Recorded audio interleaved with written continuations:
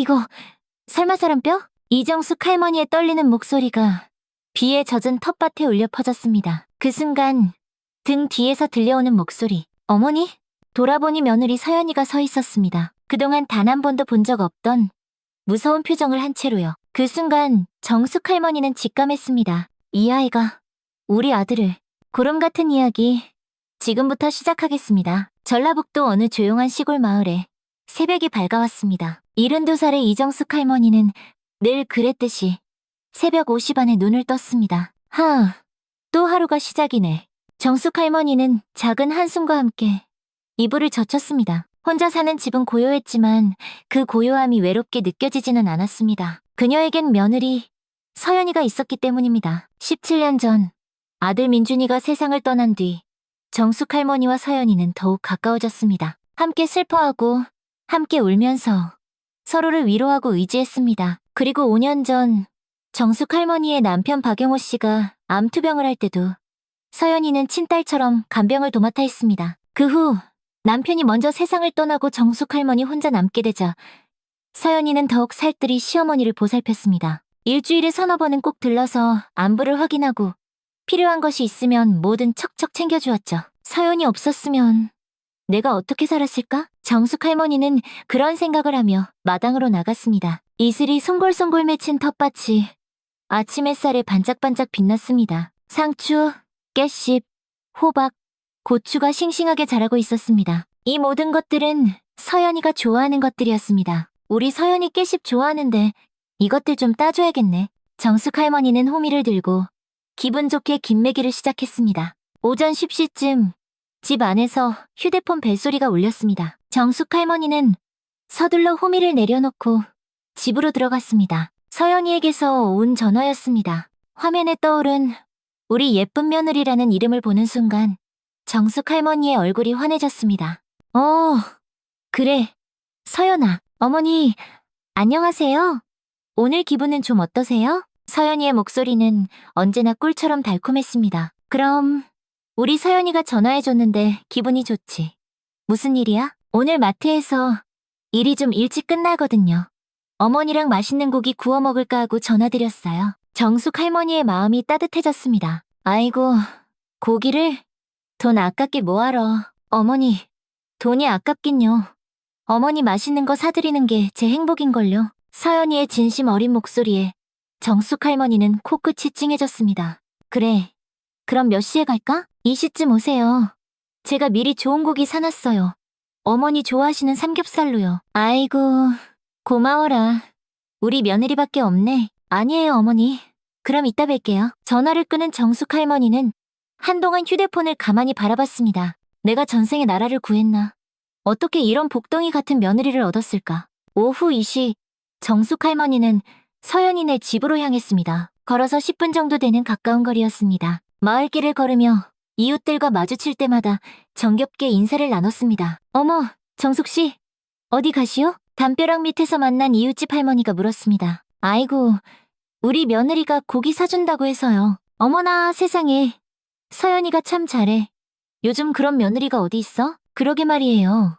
친딸보다 더 잘한다니까요. 정숙 할머니는 자랑스러운 마음에 입이 귀에 걸렸습니다. 서연이네 집에 다가서자 현관문이 활짝 열렸습니다. 서연이가 환한 미소로 나와서 할머니를 맞아주었습니다. 48배 나이에도 여전히 고운 모습이었습니다. 어머니, 오셨어요? 거실로 들어서자 상이 정성스럽게 차려져 있었습니다. 두툼한 삼겹살과 함께 각종 반찬들이 먹음직스럽게 담겨 있었습니다. 상추, 깨씹, 마늘, 쌈장까지 하나도 빠짐없이 준비되어 있었죠. 세상에, 이렇게까지 준비할 건 없는데. 정숙 할머니는 감탄하며 상을 바라봤습니다. 어머니, 어서 여기 앉으세요. 서연이는 정숙 할머니를 상 앞에 앉히고는 능숙하게 고기를 굽기 시작했습니다. 지글지글, 고소한 냄새가 온 집안에 퍼졌습니다. 정숙 할머니는 흐뭇한 마음으로 그 모습을 바라봤습니다. 서연아, 준비하느라 힘들었지? 아니에요, 어머니. 어머니 모시는 게 제겐 가장 큰 기쁨인걸요. 서연이의 대답에는 한치의 거짓도 없어 보였습니다. 우리 민준이가 살아있었으면 이런 모습 보고 얼마나 좋아했을. 정숙 할머니가 아들을 떠올리며 나지막이 말했습니다. 맞아요, 어머니. 민준 오빠도 분명히 좋아했을 거예요. 서연이도 잠시 슬픈 표정을 지었습니다. 두 사람은 17년 전 그 일을 떠올리며 잠시 말이 없었습니다. 그래도 우리 둘이 이렇게 잘 지내니까 민준이도 하늘에서 마음이 놓일 거야. 네, 어머니. 저도 어머니가 계셔서 정말 큰 힘이 나요. 두 사람은 서로를 바라보며 따뜻한 미소를 지었습니다. 어머니, 쌈 드세요. 서연이가 상추에 고기를 올려 정성스럽게 쌈을 쌌습니다. 마늘과 쌈장까지 올려서 정숙 할머니에게 건네주었습니다. 아이고, 고마워라. 정숙 할머니는 쌈을 한 입에 넣고 맛있게 씹었습니다.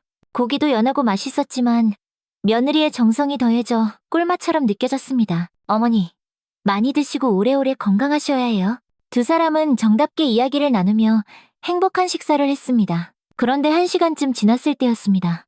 상추가 다 떨어졌습니다. 서연이가 빈 접시를 보며 말했습니다. 어머나, 오늘 쌈이 인기 최고네요. 제가 빨리 텃밭에서 좀 더 따올게요. 그래? 그럼 같이 가자. 정숙 할머니가 자연스럽게 일어서려고 했습니다. 그 순간 서연이가 재빨리 할머니를 말렸습니다. 아니에요, 어머니. 여기 편히 계세요. 제가 금방 따올게요. 서연이는 늘 그랬습니다. 할머니에게 작은 일 하나라도 시키지 않았습니다. 괜찮아. 같이 가지 뭐. 나도 소화시킬 겸 좀 움직이고 싶어서 그래. 정숙 할머니가 다시 일어서려고 하자 서연이가 더 강하게 말했습니다. 어머니, 정말 괜찮아요. 금방이라니까요. 제발 여기 앉아 계세요. 그 순간 정숙 할머니는 뭔가 이상한 느낌이 들었습니다. 서연이의 말과 행동은 평소와 똑같았는데 어딘가 모르게 쎄한 느낌이었습니다. 그래. 그럼 그래라. 정숙 할머니는 다시 앉으며 서연이를 바라봤습니다. 서연이는 아무렇지 않은 표정으로 밖으로 나갔습니다. 혼자 남은 정숙 할머니는 이상한 기분에 휩싸였습니다. 분명히 서연이는 평소와 똑같이 행동했는데 왜 오늘은 뭔가 다른 느낌이 들었을까요? 뭐가 다르지? 10분쯤 후 서연이가 상추를 한가득 들고 돌아왔습니다. 어머니, 오래 기다리셨죠? 제일 싱싱한 놈으로 골라왔어요. 서연이는 평소와 똑같은 상냥한 표정이었습니다. 아무렇지 않게 상추를 씻어서 가져왔습니다. 정숙 할머니도 별다른 반응 없이 식사를 계속했습니다. 어머니, 새로 딴 상추 맛 좀 보세요. 서연이가 상추에 고기를 올려 건네주었습니다. 정숙 할머니는 쌈을 받아 먹으며 서연이를 물끄러미 바라봤습니다. 맛있다, 서연아. 역시 내가 키운 상추가 제일 맛있어. 감사해요, 어머니. 식사가 끝나갈 무렵 서연이가 말했습니다. 어머니, 김치가 다 떨어져 가네요. 그래? 그럼 집에 가서 좀 담가서 갖다 줄게. 정말요? 와, 어머니 김치가 세상에서 제일 맛있는데. 당연하지. 이 할미 손맛이 아직 죽지 않았어. 두 사람은 다시 아무 일 없었다는 듯 자연스럽게 대화를 나눴습니다. 식사 후 정숙 할머니는 집으로 돌아갈 준비를 했습니다. 서연아, 오늘 정말 잘 먹었다. 고마워. 뭐려, 어머니. 자주 모시고 싶은데 제가 일 때문에 바빠서 죄송할 따름이죠. 그런 소리 하지 마. 너 혼자 얼마나 바쁘고 힘든데. 지금도 충분해. 정숙 할머니는 서연이의 손을 꼭 잡았습니다. 그동안 변함없이 따뜻하게 대해준 며느리에게 감사한 마음이 가슴 깊이 차올랐습니다. 김치 맛있게 담가서 갖다 줄게. 네, 어머니.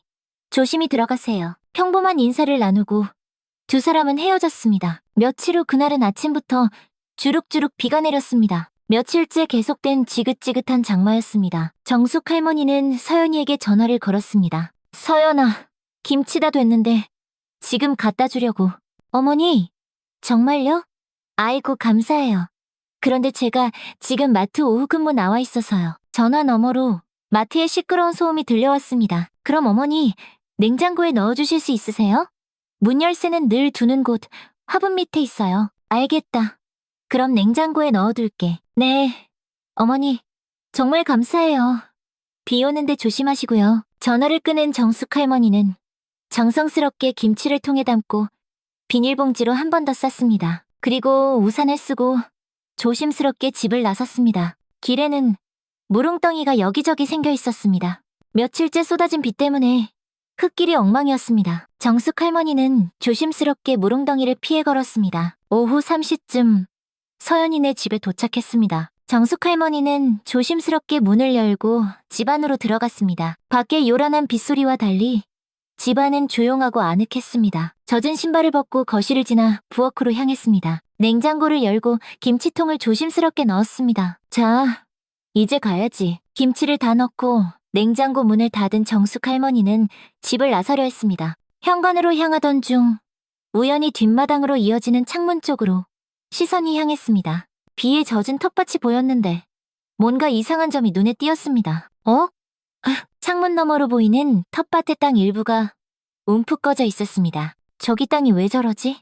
며칠째 계속된 비 때문에 집안이 약해져서 그런가 싶었습니다. 하지만 특정 그 부분만 푹 꺼져 있는 것이 이상했습니다. 정숙 할머니는 뒷문을 열고 텃밭으로 나갔습니다. 정말 이상하네. 가까이 가서 보니 확실히 이상했습니다. 정숙 할머니는 발로 살살 밟아봤습니다. 푹 하고 들어가는 느낌. 일반적인 땅과는 확실히 달랐습니다. 뭐가 묻혀있나? 주변을 둘러보니 텃밭 한쪽에 호미가 놓여 있었습니다. 조금만 파보자. 정숙 할머니는 호미를 들고 조심스럽게 땅을 파기 시작했습니다. 비에 젖은 흙이라 생각보다 쉽게 파였습니다. 처음에는 살살 겉흙만 걷어냈습니다. 왜 이렇게 푹푹 들어가지? 비 때문에 흙이 무겁긴 했지만 그것만으로는 설명이 안 되는 이상함이 있었습니다. 정숙 할머니는 점점 더 깊이 파들어갔습니다. 붉은 빗방울이 얼굴을 적시며 흘러내렸지만 궁금증이 더 컸습니다. 30cm, 40cm. 대체 여기 뭐가 있는 거야? 비옷도 입지 않고 나온 할머니는 이미 온몸이 흠뻑 젖어 있었습니다. 하지만 어느 순간부터 멈출 수가 없었습니다. 뭔가 있다는 확신이 들었습니다. 그때였습니다. 호미 끝에 딱딱한 무언가가 걸렸습니다. 이게 뭐지? 정숙 할머니는 더 조심스럽게 흙을 걷어냈습니다. 빗물에 씻겨 드러나는 하얀색의 딱딱한 무언가. 이게 설마 뼈야? 정숙 할머니의 얼굴이 순식간에 새하얗게 굳어졌습니다. 확실히 뼈처럼 보였습니다. 설마 이런 게 왜 여기에? 정숙 할머니는 공포에 떨며 비틀비틀 뒤로 물러섰습니다. 비에 젖은 몸이 더욱 차갑게 느껴졌습니다. 심장이 미친 듯이 뛰기 시작했습니다. 바로 그때였습니다. 어머니, 등 뒤에서 목소리가 들렸습니다. 빗소리에 발소리를 듣지 못했던 할머니는 화들짝 놀라며 뒤돌아봤습니다. 우산을 쓴 서연이가 그곳에 서 있었습니다. 서연아, 언제 왔어? 정숙 할머니는 당황한 채로 어정쩡하게 일어섰습니다. 비에 흠뻑 젖은 모습, 손에는 아직 호미가 들려 있었습니다. 그리고 발밑에는 파헤쳐진 흙과 빗물에 씻겨 드러난 하얀 뼈 조각. 어머니, 지금 뭐 하세요? 이 비에 서연이의 목소리에도 당황스러움이 섞여 있었습니다. 하지만 정숙 할머니가 본 것은 서연이의 표정이었습니다. 순간 온몸에 소름이 쫙 돋았습니다. 우산 그늘 아래 서연이의 얼굴이 완전히 일그러져 있었습니다. 그동안 단 한 번도 본 적 없는 무섭고 차가운 표정, 공포와 당황, 그리고 뭔가 다른 감정이 뒤섞인 얼굴이었습니다. 땅이 이상하게 꺼져서. 그래서 파보니까 정숙 할머니는 떨리는 목소리로 말했습니다. 비가 얼굴을 적시고 있었지만 그것보다 서연이의 표정이 더 무서웠습니다. 뭘 보셨어요? 서연이가 한 걸음 가까이 다가왔습니다. 이게 뼈 같은데 하얀 뼈가. 정숙 할머니가 발밑을 가리키자 서연이가 고개를 숙여 내려다봤습니다. 아, 어머니 그거 동물 뼈예요. 여기 길고양이들이 자주 오잖아요. 그 순간 정숙 할머니는 본능적으로 위험을 감지했습니다. 만약 자신이 여기서 더 파고든다면 자신의 목숨이 위험해질 것 같다는 그런 끔찍한 생각이 들었습니다. 그치? 어쩐지 동물뼈 같더라. 이 동네 고양이들이 참 많아. 정숙 할머니는 최대한 침착한 척 아무렇지 않게 연기했습니다. 어머니, 그나저나 이러다 감기 걸리시겠어요? 어서 안으로 들어가세요. 서연이는 재빨리 할머니를 집 안으로 들어가도록 유도했습니다. 그래야겠다. 아이고 추워라. 김치는 냉장고에 넣어뒀어. 정숙 할머니는 자연스럽게 화제를 돌렸습니다. 지금은 이 상황에서 최대한 빨리 벗어나는 것이 가장 중요했습니다. 감사해요, 어머니. 이 비에 정말 고생하셨네요. 괜찮아. 우리 서연이 주는 건데 하나도 안 힘들었어. 김치 잘 익어서 아주 맛있을 거야. 그럼 난 들어가 볼게. 정숙 할머니는 평온한 척하며 서연이네 집을 나왔습니다. 우산도 제대로 쓰지 않고 비를 맞으며 미친 듯이 걸었습니다. 등 뒤에서 서연이가 지켜보고 있는 것 같은 느낌에 더욱 걸음을 서둘렀습니다. 다리가 후들후들 떨려서 제대로 걷기조차 힘들었습니다. 뭔가 크게 잘못됐어. 정숙 할머니는 계속 그 순간을 되짚어봤습니다. 서연이의 그 일그러진 표정이 머릿속에서 떠나질 않았습니다. 집에 도착한 정숙 할머니는 젖은 옷을 갈아입고 방바닥에 주저앉았습니다. 손이 아직도 사시나무 떨듯 떨리고 있었습니다. 그 하얀 뼈들이 빗물에 씻겨 드러나던 모습이 자꾸 눈앞에 어른거렸습니다. 정말 동물 뼈였을까? 아니면 사람 뼈가 맞나? 정숙 할머니는 확신할 수 없었습니다. 하지만 서연이의 그 표정, 그것만은 확실했습니다. 뭔가를 숨기고 있어. 정숙 할머니의 마음속에 검은 의심이 자리 잡기 시작했습니다. 분명히 서연이가 숨기고 있는 무언가가 있다는 확신이었습니다. 설마? 그때 끔찍한 생각이 머릿속을 스쳤습니다. 정숙 할머니는 고개를 세차게 저었습니다. 아니야. 말도 안 돼. 17년 전 사라진 아들 민준. 그리고 오늘 발견한 뼈. 정숙 할머니는 자신도 모르게 온몸을 부들부들 떨고 있었습니다. 상상조차 하기 싫은 끔찍한 시나리오였습니다. 안 돼. 그런 생각하면 안 돼.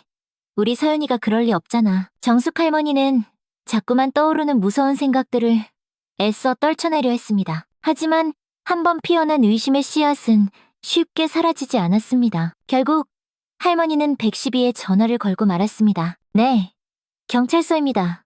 무슨 일이십니까? 저기요. 신고할 일이 있어서요. 네, 말씀하세요. 저희 며느리네 텃밭에서 뼈가 나왔어요. 사람 뼈 같아요. 전화 너머로 잠시 침묵이 흘렀습니다. 할머니, 사람 뼈라고 하셨습니까? 정말 확실하신가요? 그게 흰색 뼈가. 할머니, 어떻게 생긴 뼈인지 설명해 주실 수 있으세요? 동물 뼈는 아니고요? 혹시 잘못 보신 건 아니고요? 아니에요. 분명히 봤어요. 뼈였다고요. 할머니, 일단 진정하시고요. 혹시 사진이라도 찍어서 보내주실 수 있으세요? 네? 사진이요? 정숙 할머니는 말을 잇지 못했습니다. 지금은 찍을 수가 없어요. 왜 찍을 수 없으신데요? 그게. 할머니, 그러지 마시고. 시간 되실 때 사진 찍어서 다시 신고해주세요. 그럼 바로 출동하겠습니다. 뚝. 전화가 끊어졌습니다. 정숙 할머니는 허탈한 마음으로 휴대폰을 내려놨습니다. 어떻게 해야 하지? 내일 낮에 가서 몰래 사진을 찍어야 하나? 하지만 그 순간 오늘 본 서연이의 싸늘한 표정이 떠올랐습니다. 그게 정말 우리 민준이라면, 그리고 서연이가 오늘 밤에 그걸 치워버리면 어떡하지? 정숙 할머니는 조급해졌습니다. 지금 당장 가야 해. 벌떡 일어섰습니다. 기다릴 수 없었습니다. 서연이가 증거를 없애버리기 전에 당장 확인해야 했습니다. 무서웠지만 어쩔 수 없었습니다. 경찰이 믿어주지 않으니 직접 나설 수밖에요. 정숙 할머니는 우비를 챙겨 입고 손전등을 챙겼습니다. 손이 떨려서 우비 지퍼를 채우는 것조차 쉽지 않았습니다. 72회를 살면서 이렇게 무섭고 떨리는 일은 처음이었습니다. 어떻게든 오늘 당장 확인해야 돼. 마음속으로 다짐하며 빗속으로 나섰습니다. 빗방울이 우비를 두드리는 소리가 심장 소리처럼 요란하게 들렸습니다. 어둠 속에서 손전등 불빛만이 앞길을 위태롭게 비춰주었습니다. 서연이네 집까지 가는 길은 평소보다 훨씬 길고 멀게 느껴졌습니다. 20분 만에 서연이네 집 근처에 도착했습니다. 멀리서 집을 바라보니 거실에 불이 켜져 있었습니다. 아직 깨어있구나. 조심해야 해. 들키면 안 돼. 정숙 할머니는 손전등을 끄고 어둠 속에서 조심스럽게 접근했습니다. 뒷마당이 보이는 곳에 도착했을 때 정숙 할머니는 숨을 멈췄습니다. 저게 뭐야? 희미한 불빛이 텃밭에서 분주하게 움직이고 있었습니다. 누군가가 손전등을 들고 뭔가를 하고 있는 것 같았습니다. 정숙 할머니는 더 가까이 다가갔습니다. 담장 모서리에 몸을 숨기고 조심스럽게 고개를 내밀었습니다. 그리고 충격적인 광경을 목격했습니다. 우비를 입은 서연이가 필사적으로 땅을 파고 있었습니다. 손전등을 입에 문 채 삽으로 쉴 새 없이 흙을 퍼내고 있었습니다. 비에 젖어가며 미친 듯이 땅을 파는 모습. 저게 정말 우리 민준이었어? 정숙 할머니는 온몸에 소름이 돋았습니다. 더 이상 참을 수 없었습니다. 지금 당장 경찰을 불러야 해. 서둘러 그 자리를 떠났습니다. 그리고 가장 가까운 파출소를 향해 미친 듯이 뛰기 시작했습니다. 72살의 나이에 이비 속에 밤길을 뛴다는 것은 무모한 일이었습니다. 수미터까지 차올랐지만 멈출 수 없었습니다. 우리 민준이가 사라져버려. 10분 만에 파출소에 도착했습니다. 정숙 할머니는 숨이 차서 말도 제대로 할 수 없었습니다. 경찰관님, 할머니, 무슨 일이세요? 이 밤에 제발 도와주세요. 정숙 할머니는 경찰관 앞에 털썩 무릎을 꿇었습니다. 할머니, 일단 일어나세요. 무슨 일인지 차근차근 말씀해보세요. 지금 당장 가주세요. 제발요. 정숙 할머니는 눈물을 흘리며 말했습니다. 저희 며느리가 증거를 없애고 있어요. 증거요?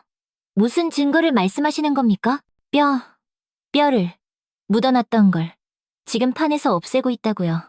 경찰관의 표정이 진지해졌습니다. 할머니, 정말 확실하세요? 제발 믿어주세요. 이 늙은이가 거짓말할 이유가 뭐가 있겠어요? 정숙 할머니는 계속 무릎을 꿇고 애원했습니다. 17년 만에 찾았는데 지금 없어지면 진짜 영영 못 찾아요. 17년이요? 저희 아들, 17년 전에 사라진 아들을.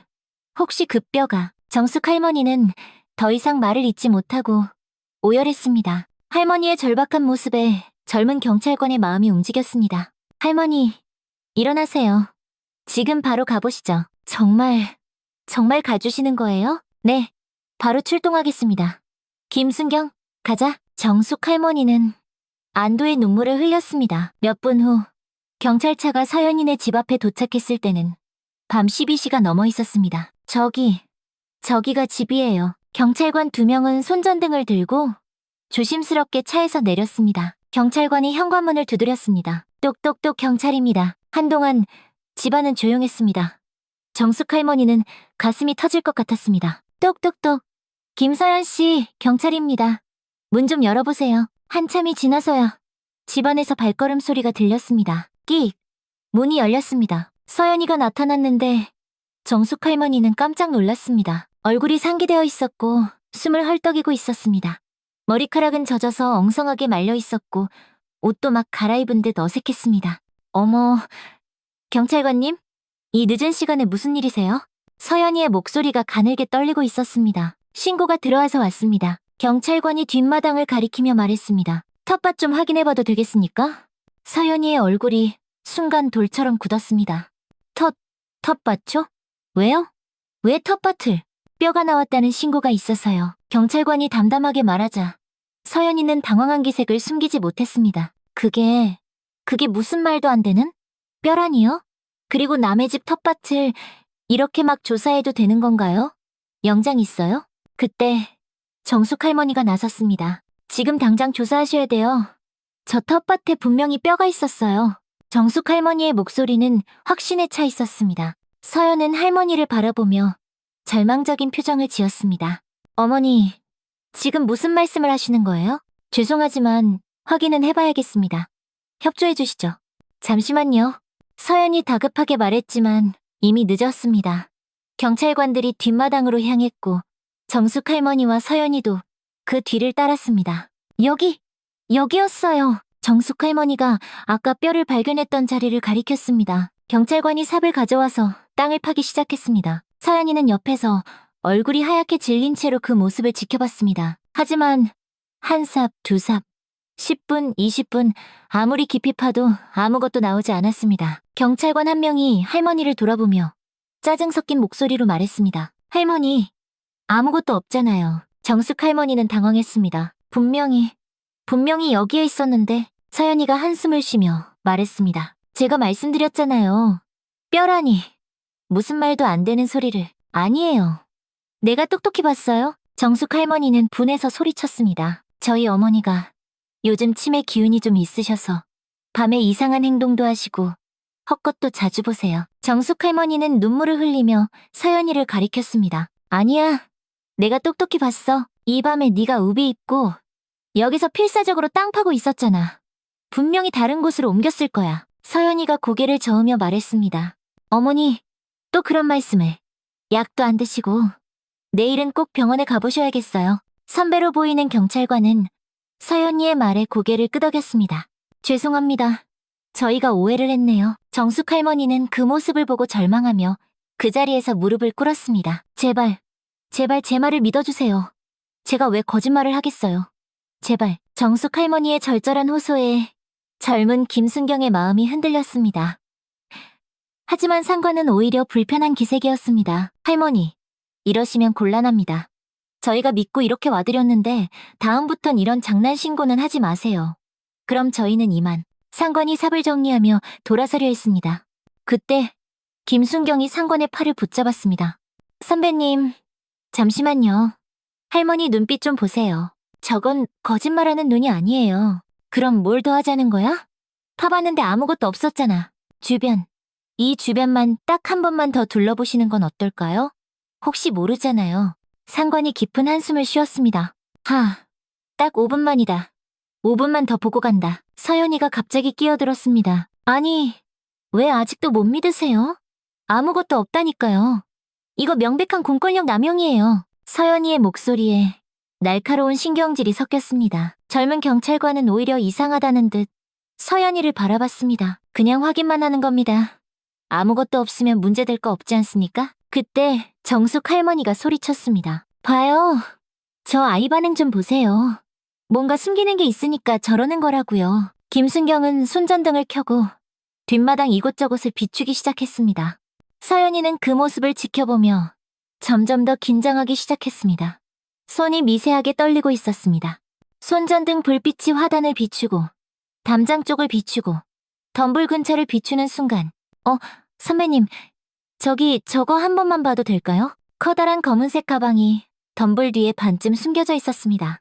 서연이의 얼굴이 순간 새하얗게 변했습니다. 저건 경찰관이 가방 쪽으로 다가가려 하자 서연이가 급하게 막아섰습니다. 그건 그냥 쓰레기예요. 쓰레기 버리려고 내놓은 거라고요. 이렇게 큰 가방에 쓰레기를 넣는다고요? 김순경이 의심스러운 눈초리로 물었습니다. 네, 내일 아침에 버리려고. 서연이의 목소리가 확연히 떨리기 시작했습니다. 정숙 할머니가 소리쳤습니다. 저 안에 있을 거예요. 내가 본 걸 저 안에 넣었을 거라고요. 빨리, 지금 당장 열어보세요. 어머니, 제발 그만하세요. 서연이가 다급하게 소리쳤습니다. 경찰관이 가방에 손을 대려는 순간 서연이가 완전히 이성을 잃었습니다. 열지 마! 열지 말라고 이 자식들아. 미쳤어? 왜 남의 집에 와서 행패야? 서연이가 소리를 지르며 경찰관의 팔을 잡아당겼습니다. 그냥 두라고. 제발. 경찰관이 가방 지퍼를 여는 순간 충격적인 내용물이 드러났습니다. 하얀 뼈들이 가방 안에 가득 들어 있었습니다. 이게 뭡니까? 경찰관이 경악하며 소리쳤습니다. 정숙 할머니는 무릎이 꺾이며 그 자리에 주저앉았습니다. 그래 이거였어. 이게 있었다고. 눈물이 폭포수처럼 쏟아져 나왔습니다. 서연이는 완전히 절망한 표정으로 그 자리에 주저앉았습니다. 어떻게 이렇게 손으로 얼굴을 가리며 흐느끼기 시작했습니다. 17년간 완벽하게 숨겨왔던 비밀이 드디어 세상에 드러나는 순간이었습니다. 선배 경찰관이 무전기를 꺼냈습니다. 여기는 파출소. 시신 유괴 사건으로 보이는 증거물 발견. 과학수사대 지원 요청한다. 오버. 김순경이 수갑을 꺼내며 말했습니다. 김서연 씨, 사체 유기 및 증거인멸 혐의로 현행범 체포합니다. 어머니, 수갑이 채워지는 순간 서연은 정숙 할머니를 불렀습니다. 정숙 할머니는 고개를 들지 못했습니다. 정말 죄송해요. 어머니, 용서해주세요. 서연이는 경찰차로 끌려가면서도 계속해서 사과했습니다. 정숙 할머니는 경찰차에 실려가는 서연이의 뒷모습을 그저 멍하니 바라볼 뿐이었습니다. 그때 김순경이 할머니에게 다가왔습니다. 할머니, 정말 죄송했습니다. 그리고 많이 무서우셨죠? 아니에요. 고마워요. 정말 고마워요, 경찰관님. 정숙 할머니는 눈물을 흘리며 젊은 경찰관의 손을 잡았습니다. 그 사건이 있은 후 2주라는 시간이 흘렀습니다. 과학수사대에서 발견된 뼈들을 정밀 검사한 결과가 나왔습니다. 이정숙 할머니, DNA 검사 결과가 나왔습니다. 경찰서에서 연락이 왔습니다. 정숙 할머니는 떨리는 마음으로 경찰서에 갔습니다. 99.9% 일치합니다. 할머니 아드님, 박민준 씨가 맞습니다. 경찰관의 말에 정숙 할머니는 그 자리에 주저앉았습니다. 우리 아들, 우리 민준이 눈물이 쏟아져 나왔습니다. 그동안 마음속 한구석에 남아있던 작은 희망의 불씨가 완전히 꺼져버리는 순간이었습니다. 아들이 어디선가 살아있을 거라는 마지막 기대가 산산조각 났습니다. 이 사건은 언론에 대서특필되었습니다. 17년간 시어머니와 함께 살며 남편 시신 숨긴 며느리, 완벽한 연기로운 가족을 속인 충격적 사건, 조용한 농촌 마을을 뒤흔든 엽기적인 사체유기 사건. 마을 사람들도 충격에 빠졌습니다. 세상에, 서연이가 그런 일을? 믿을 수가 없어. 정숙 할머니는 며칠 동안 집 밖으로 나오지 못했습니다. 이웃들의 시선도 부담스러웠고 무엇보다 마음이 너무나도 복잡했습니다. 친딸보다 더 믿고 의지했던 며느리가 사실은 그 생각만 하면 머리가 터질 것 같았습니다. 일주일이 지난 후 정숙 할머니는 결심했습니다. 왜 그랬는지 직접 만나서 들어야겠어. 구치소 면회 신청을 했습니다. 면회실에 들어서자 차가운 유리창 너머로 서연이가 앉아 있었습니다. 그동안 많이 야위어 있었습니다. 얼굴도 창백했고 눈은 퉁퉁 부어 있었습니다. 한동안 두 사람은 아무 말 없이 서로를 바라봤습니다. 정숙 할머니가 먼저 얼음장처럼 차가운 목소리로 입을 열었습니다. 왜 그랬니? 서연이의 눈에서 참았던 눈물이 주르륵 흘러나왔습니다. 어머니, 죄송해요. 정말 죄송해요. 사과 말고 이유를 말해. 서연은 한참 동안 울기만 했습니다. 그리고 떨리는 목소리로 17년 전 그날의 이야기를 시작했습니다. 처음엔 정말 좋은 사람이었어요. 저한테 정말 잘해줬거든요. 그런데 사업이 망하고 그 사람이 완전히 달라졌어요. 서연이의 목소리가 점점 작아졌습니다. 우리 민준이가 달라졌다고? 뭐가 어떻게 달라졌는데? 매일 저를 때렸어요. 서연이의 떨리는 목소리는 정숙 할머니를 17년 전 그날 밤으로 이끌었습니다.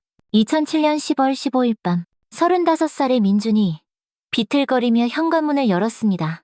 온몸에서 소주와 맥주가 뒤섞인 독한 술 냄새가 진동했습니다. 사업이 망한 지 6개월. 민준은 매일 밤 이런 모습으로 집에 돌아왔습니다. 또 늦게 왔네요. 31살의 서연이가 현관에서 남편을 맞았습니다. 왼쪽 뺨에는 사흘 전 맞은 멍자국이 노랗게 변해가고 있었습니다. 시끄러워. 네가 뭔데 참견이야. 민주는 소파에 몸을 던지며 짜증스럽게 소리쳤습니다. 술 좀 그만 마셔요. 당신 몸 다 망가져요. 서연이가 조심스럽게 말했습니다. 민준이 갑자기 고개를 돌리며 서연이를 노려봤습니다. 술에 취한 눈에는 이유 없는 분노가 가득했습니다. 너 지금 나 무시하냐?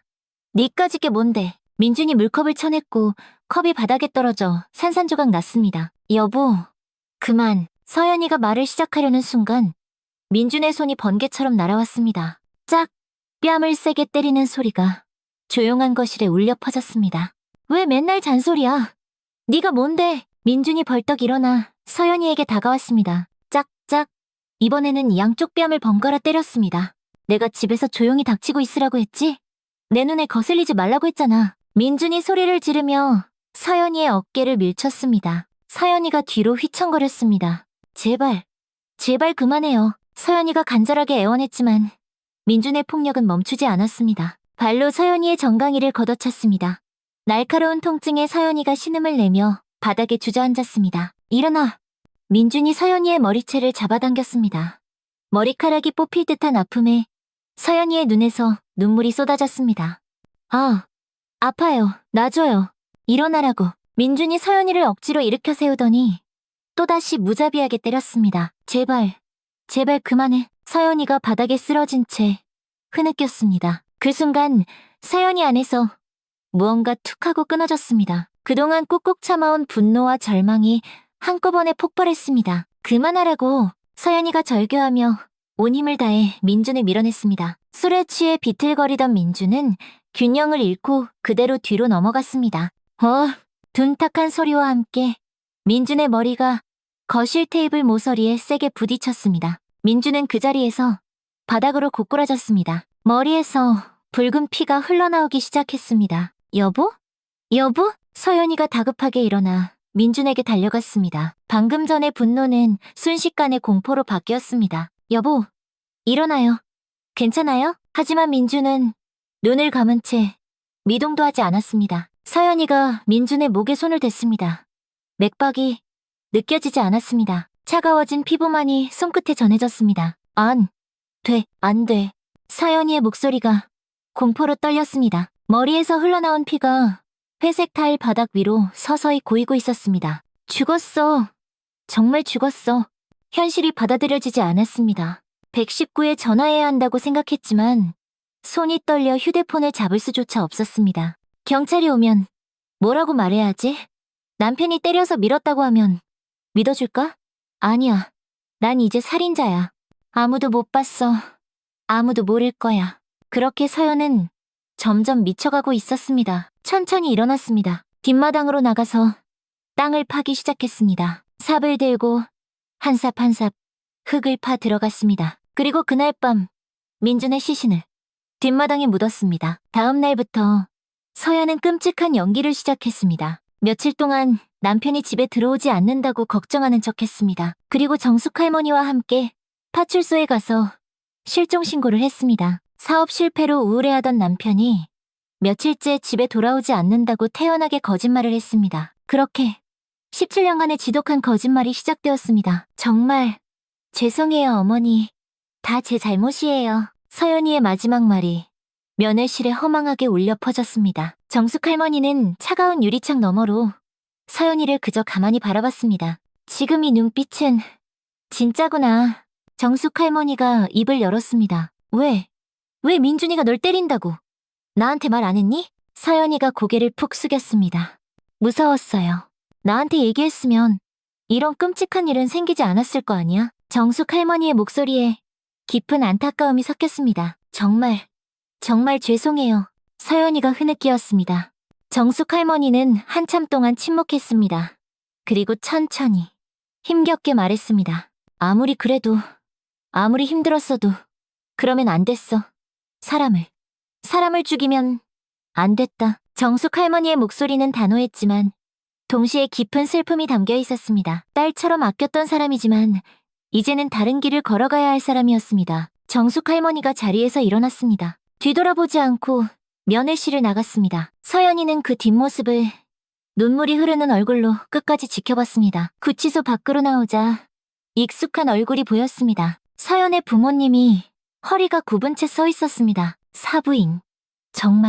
정말 죄송합니다. 서연의 어머니가 고개를 깊이 숙이며 흐느꼈습니다. 정숙 할머니는 아무 말도 하지 않았습니다. 서연의 아버지도 고개를 숙였습니다. 정말 죄송합니다.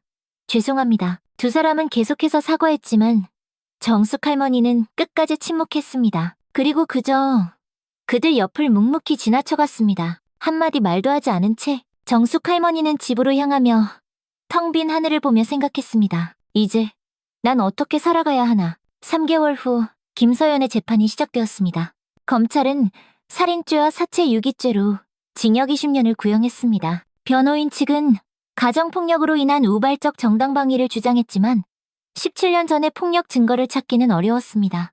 6개월간의 긴 재판 끝에 마침내 판결이 내려졌습니다. 정숙 할머니는 방청석 뒤쪽에 조용히 앉아 있었습니다. 피고인 김서연에게 징역 12년을 선고한다. 판결이 끝나자 서연이가 방청석을 돌아봤습니다. 정숙 할머니와 눈이 마주쳤습니다. 그 짧은 순간 두 사람 사이에 말로 다할 수 없는 감정들이 오갔습니다. 함께 웃었던 날들, 서로를 위로했던 시간들, 진짜 모녀처럼 행복했던 기억들. 정숙 할머니는 그 눈빛을 외면하지 않았습니다. 그리고 조용히 자리에서 일어나 법정을 나갔습니다. 뒤돌아보지 않았습니다. 판결 일주일 후 민준의 장례식이 치러졌습니다.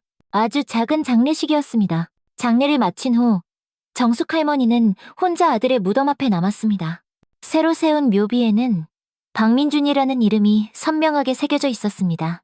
정숙 할머니는 무덤 앞에 주저앉아 아들에게 말을 걸기 시작했습니다. 민준아, 드디어 엄마가 널 찾았구나. 바람이 불어와 나무잎들이 살랑거렸습니다. 17년이나 걸렸네. 이놈아. 정숙 할머니의 목소리가 떨렸습니다. 그런데 민준아, 정숙 할머니는 잠시 말을 멈췄습니다. 왜 그랬니? 서연이한테 왜 그랬어? 그 착한 아이한테. 묘비는 대답이 없었습니다. 엄마가 너를 어떻게 키웠는데 여자를 때리는 그런 못된 놈이 됐어? 다 내 잘못이다. 다 내 잘못이야. 미안하다 아들. 미안해. 목소리에 원망과 슬픔이 뒤섞였습니다.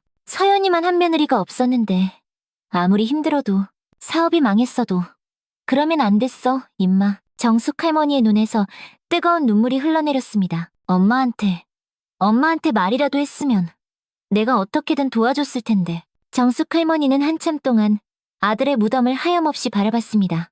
해가 저물어가고 있었습니다. 이제 다 끝났다, 민준아. 엄마는 남은 시간 어떻게든 살아볼게.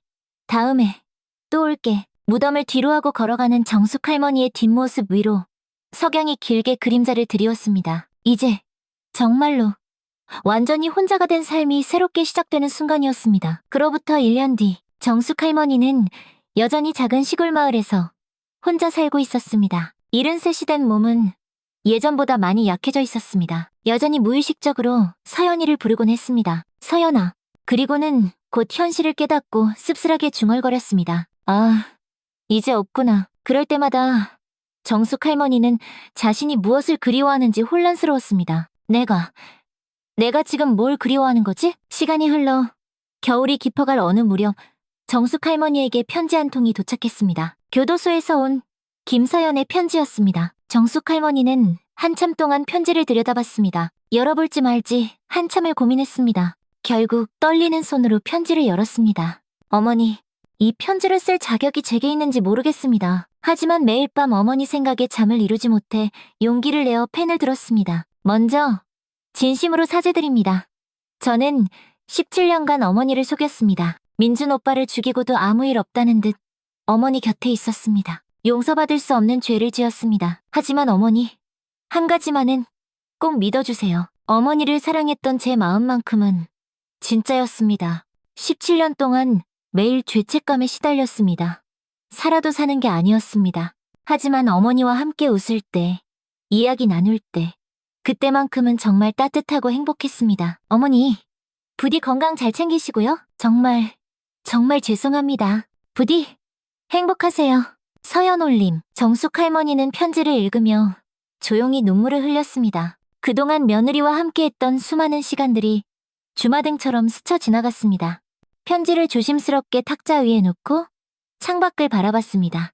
오늘은 또 어떻게 하루를 보내지? 정숙 할머니는 작은 한숨을 쉬며 중얼거렸습니다. 아들을 죽인 살인자를 그리워하는 자신과 그 사람이 보낸 편지를 읽고 눈물 흘리는 자신이 너무나도 이상했습니다. 창밖으로 하얀 눈이 소리 없이 내리기 시작했습니다. 73 할머니의 길고 외로운 겨울이 그렇게 시작되고 있었습니다. 지금까지 이정숙 할머니의 사연을 들어주셔서 감사합니다. 정숙 할머니에게 해주고 싶은 위로의 말이 있다면 댓글로 남겨주세요. 지금까지 구름 같은 이야기였습니다. 항상 건강하세요.